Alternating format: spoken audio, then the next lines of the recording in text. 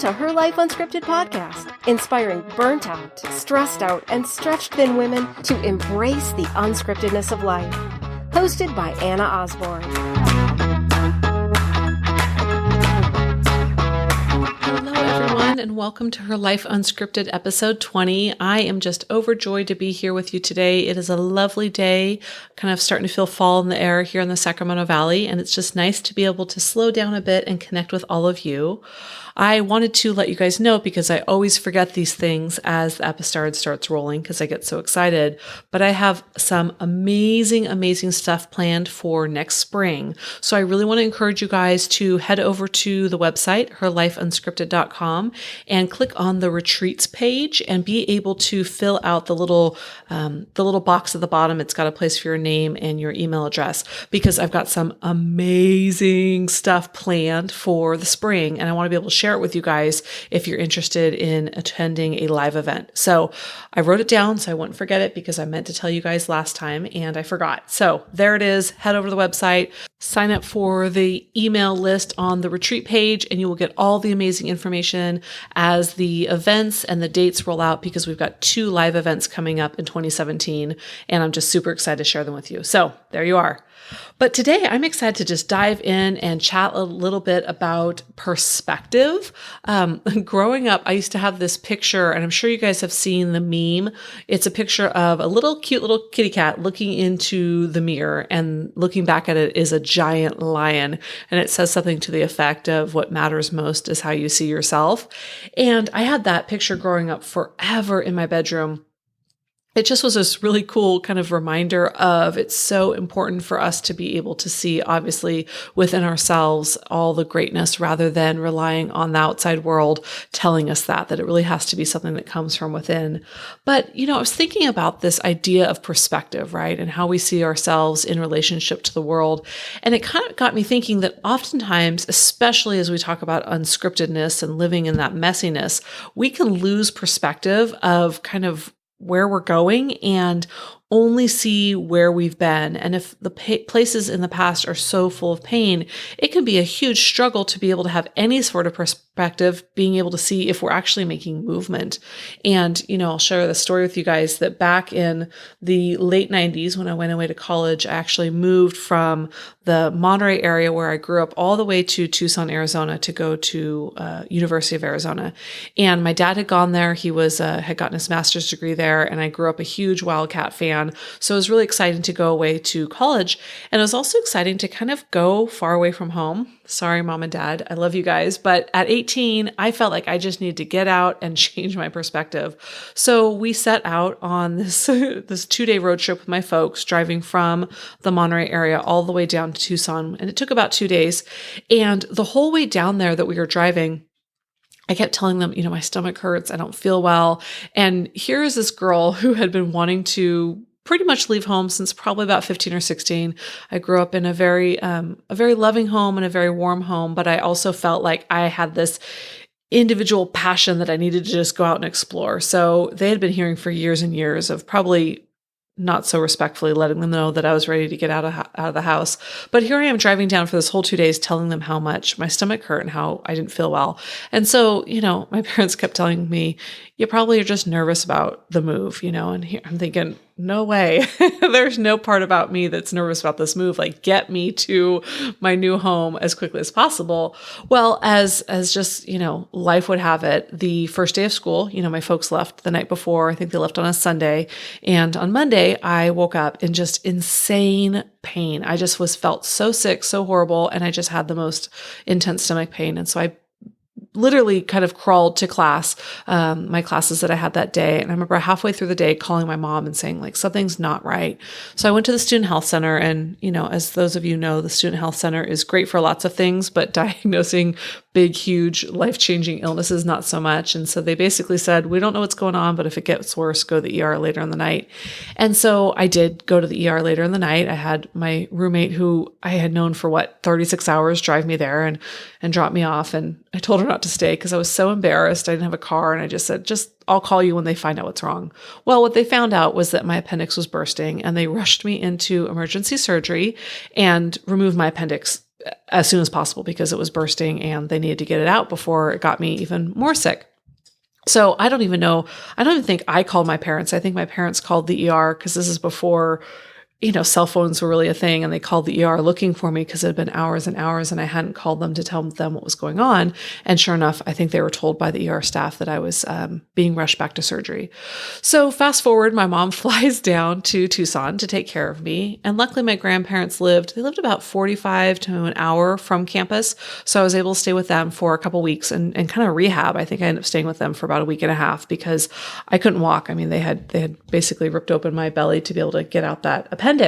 And so my mom stayed with me and the doctor said, she's got to get up and walk. And so when I was finally discharged from the hospital, every couple hours, she'd make me get out of bed and walk through my grandparents' neighborhood. And they lived in this retirement community.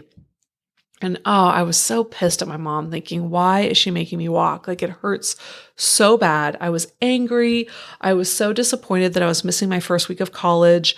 I was getting dropped from all of my classes because obviously I wasn't there showing up. And here I am, 18 years old, and my mom's having to call my instructors and my professors and ask them to not drop me. I mean, there was so many emotions going on during that time. And I think there was a lot of sadness and a lot of fear, but mostly it was a lot of anger that was showing. And so I unfortunately was probably not so kind and patient with my mom, even though she was being so kind and patient with me. Anyways, so I remember one morning as we're out walking around my grandparents' retirement community, I am just so angry and in so much pain. And all I'm thinking is, why is she making me walk? And this is so hard. This hurts so bad. She has no idea what she's asking me. And really, it felt like life could not get any worse in that moment.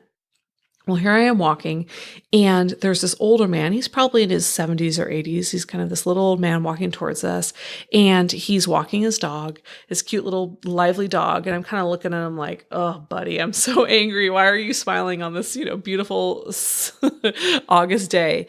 And I look up at him, and he's walking with this giant smile on his face and just, happy to be alive. And he's got one arm. And I can't, even in this moment, I have chills as I'm telling the story, but I remember in this moment having this swirling effect around me. And I kind of looked at my mom and I kind of looked up, and it was in this moment that I looked up and I just was like, big guy, I get it. You're trying to give me perspective, right? And there was nothing said between my mom and I. It was just this silent understanding of this God moment happening right in front of us, of just being shown something bigger than me. And it was life-changing. I mean, that happened almost 20 years ago, and it's still a story that I remember with such crispness because it was this ability to have perspective, to be able to slow down in my own circumstances that in that moment felt so huge and so just insurmountable. I was scared. I was mad. I was hurt. I was disappointed. And it allowed me to step outside myself and see this person who looked like he had it worse than me.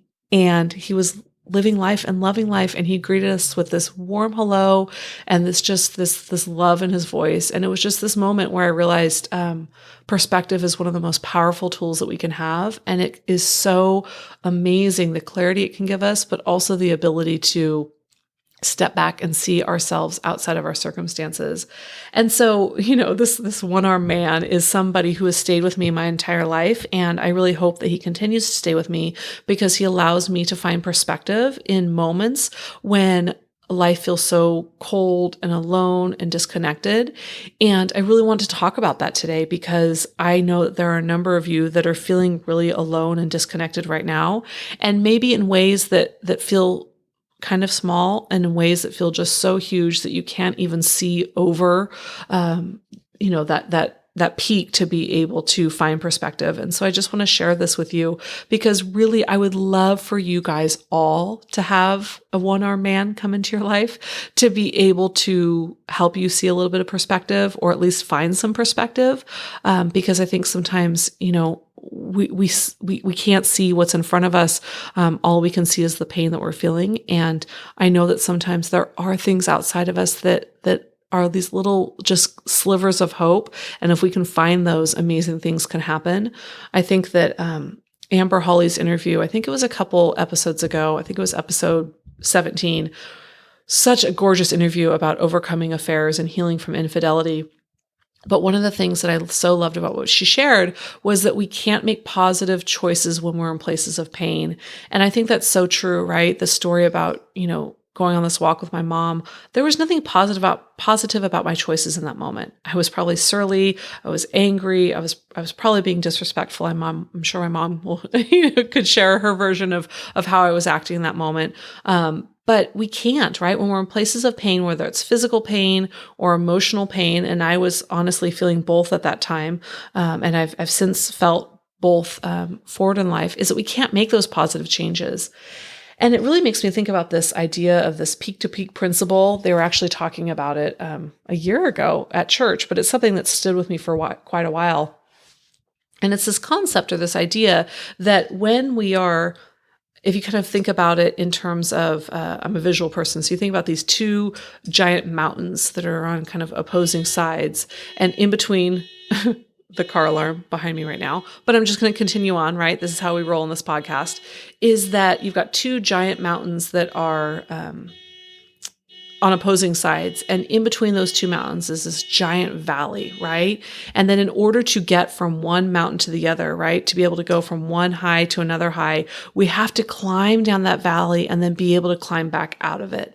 And that when we are in the valley, either on the descent or on, as we're ascending up, we don't have perspective of what things look like around us, right? We don't have perspective because we are in the valley. We're in the thickness of the emotion. We're in the thickness of the pain. And so because of that, we have to refrain from making gigantic decisions in our lives until we get back to that other mountaintop, right? That peak to peak principle, that we can't make decisions from places of pain, and that we don't have perspective when we are in that valley.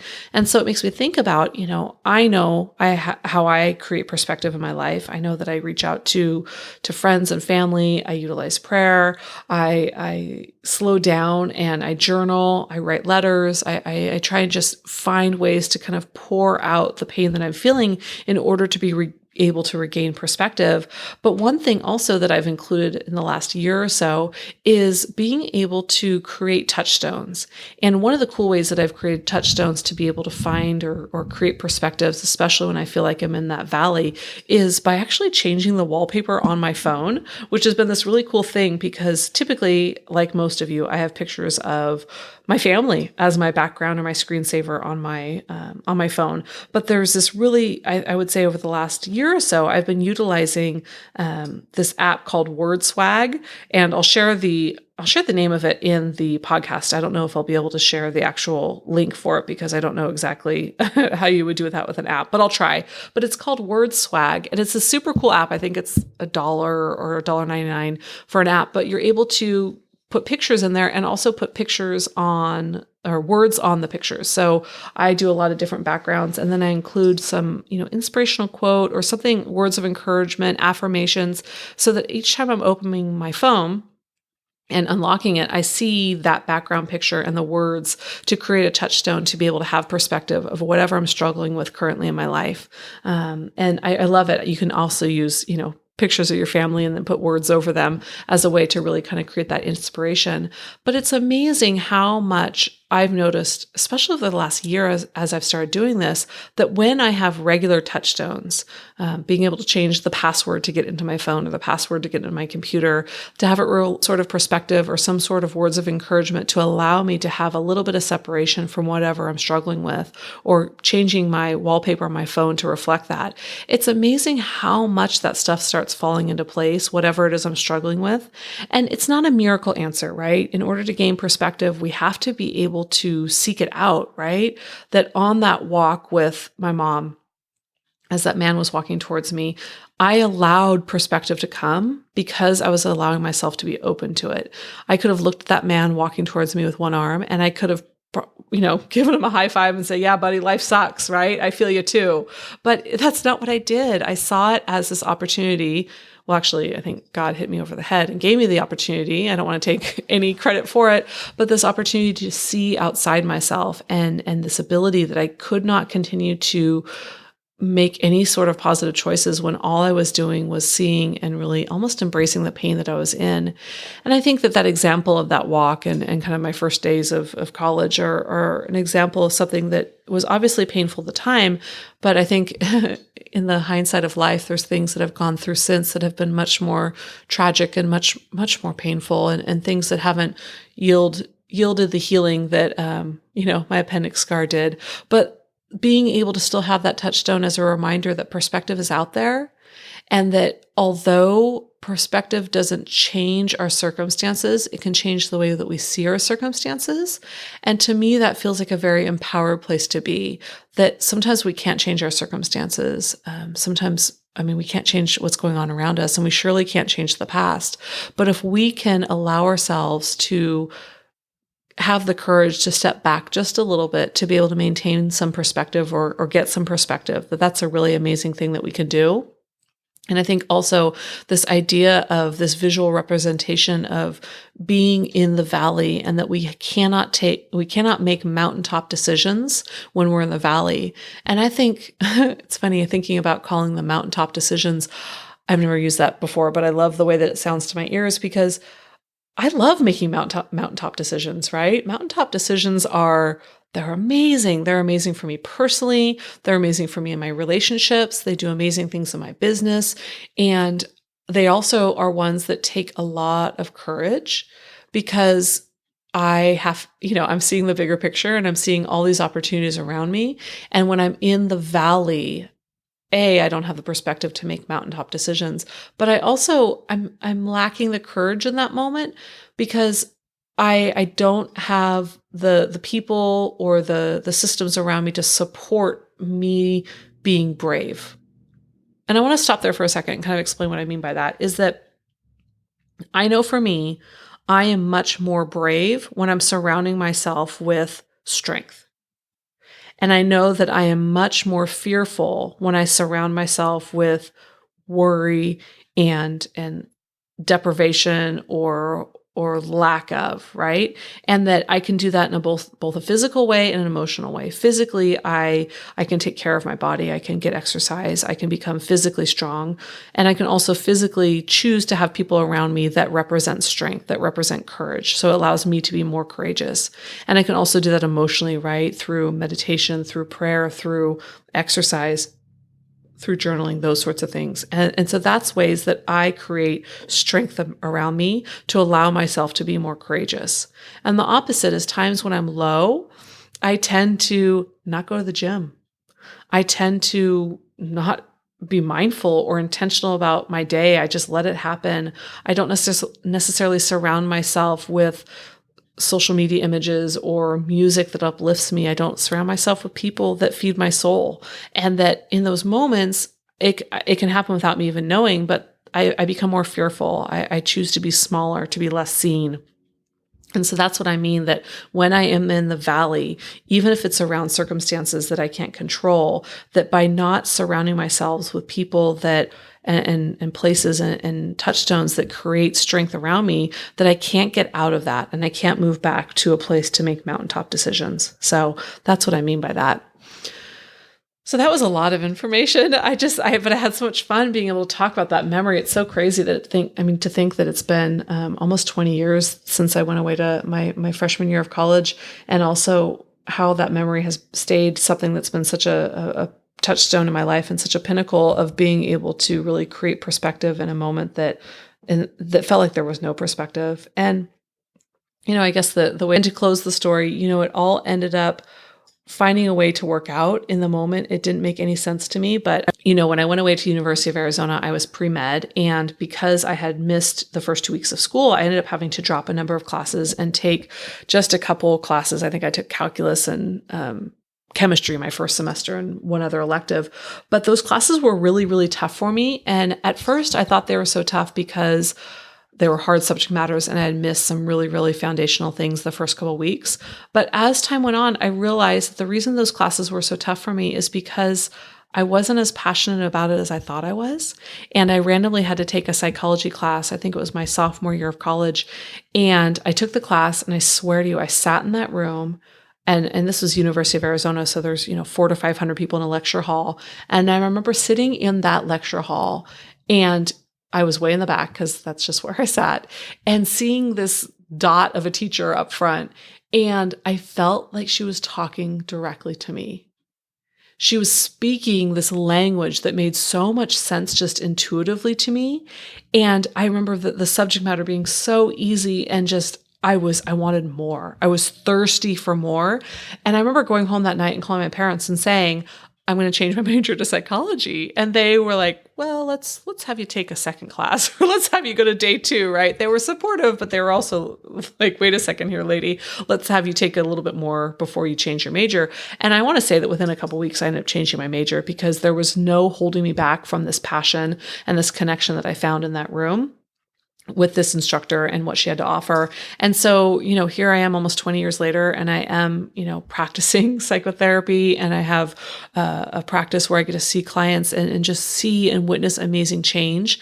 And so now the perspective I have is amazing, right? That all those classes were hard for me, and they were hard for reasons outside of my control, right? But they were also for reasons that it didn't match my passion. And so it's just amazing that almost 20 years later to be able to see and experience this perspective of how powerful it was to be able to slow down and see something that was bigger than me. And who knows, the reason why it all happened. I'm not, like I said, I'm not a believer that all things happen for a reason or something good that will come of this. But I do believe that perspective is really, really important. And that sometimes we look back and things have a way of moving forward and continuing on, even if they don't make sense in the moment.